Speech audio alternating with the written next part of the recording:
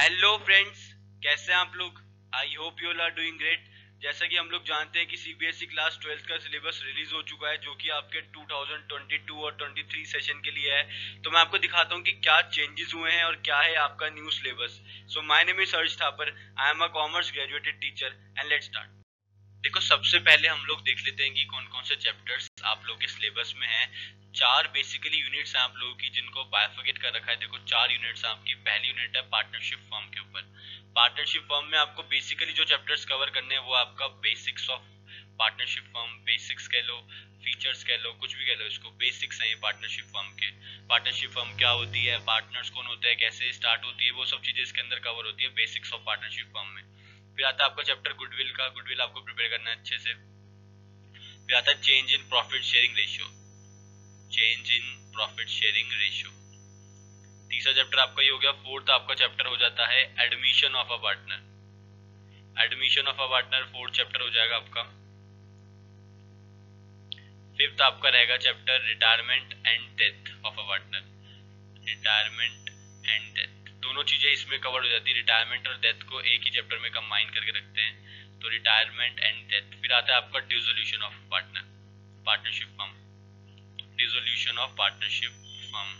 तो basically partnership firm में आपके ये वाले चैप्टर्स रहते हैं। पार्टनरशिप फर्म जो होती है, अकाउंटिंग फॉर पार्टनरशिप फर्म, सबसे ज्यादा वेटेज इसी की होती है क्लास 12th में। तो बेसिकली ये सारे चैप्टर्स आपको इसमें करने हैं। फिर आती है accounting for companies. Accounting for companies में सिर्फ आपको दो ही चैप्टर्स करने हैं, वो है आपके इश्यू ऑफ शेयर्स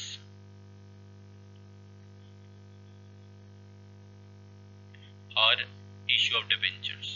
यही दो ही चैप्टर्स आप लोगों को इसमें कवर करने हैं। देखो, मैंने नीचे आप लोगों के लिए यहाँ पे रिड्यूस सिलेबस भी लिख दिया है, कौन कौन से चैप्टर डिलीट हो चुके हैं वो मैं आपको अभी समझाता हूँ। पहले देख लो कि अकाउंटिंग फॉर कंपनीज में सिर्फ दो ही चैप्टर्स आएंगे, issue of shares and issue of debentures. इन्हीं दोनों पे आपको सिर्फ और सिर्फ फोकस करना है। एनालिसिस ऑफ फाइनेंशियल स्टेटमेंट की बात करो तो फाइनेंशियल स्टेटमेंट क्या होती है वो आपको पढ़ना है, यानी कि इसके भी आपको बेसिक्स अच्छे से प्रिपेयर करने हैं। साथ में आपको करना है ratio analysis and cash flow statement. दो ही टॉपिक है इसमें, ratio and cash flow statement. Cash flow statement, CFS cash flow statement. तो ये पूरे तरीके से आपको कवर करना है। इसमें तीनों एक्टिविटीज आपको कवर करनी है, इन्वेस्टिंग, फाइनेंसिंग और ऑपरेटिंग एक्टिविटी। तीन एक्टिविटीज होती है इसके अंदर, ठीक है। अब जो चैप्टर्स रिमूव हो गए वो है एनपीओ, नॉन प्रॉफिट ऑर्गेनाइजेशन। आपके सिलेबस में अब नहीं रहा है, पहले सिलेबस में होता था ये। Comparative and common size statement अब सिलेबस में नहीं है, पहले ये भी चैप्टर भी सिलेबस में होता था। और साथ में रिडम्पशन ऑफ डिबेंचर्स को भी डिलीट कर दिया है, तो रिडम्पशन ऑफ डिबेंचर्स भी अब आपके सिलेबस में नहीं है। ये तीन चैप्टर्स आप लोग के सिलेबस से डिलीट हो चुके हैं, redemption of debentures, NPO, comparative and common size statement, redemption of debentures, ठीक है। तो ये बेसिकली रिमूव चैप्टर्स हैं आप लोग के, और ऊपर मैंने लिख दिया कि कौन कौन से आपके चैप्टर्स हैं। ये बहुत बड़ा चेंजेस है, पहले कभी ऐसा नहीं हुआ है कि सीबीएसई ने तीन चैप्टर्स एक साथ डिलीट कर दी हो। और हमें पता है कि इस साल आप लोगों का जो एग्जाम है वो एक ही बार होगा, टर्म 1 टर्म 2 का कोई ऐसा फंडा नहीं रहने वाला है। तो एक ही बार में आपको एग्जाम देना है। तीन चैप्टर्स डिलीट हो चुके हैं आप लोगों के, तो सिलेबस काफी ज्यादा मतलब मॉडरेट कर दिया है, ठीक है।